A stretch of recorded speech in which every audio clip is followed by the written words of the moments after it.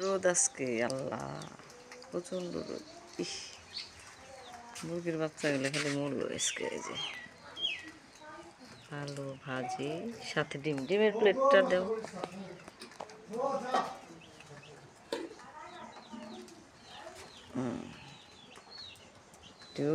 উপরে দিব উপরে। এই যে আজকে রোদ, হাই হাই রে, আজকে কত ডিগ্রি সেলসিয়াস রে বাবা রে বাবা।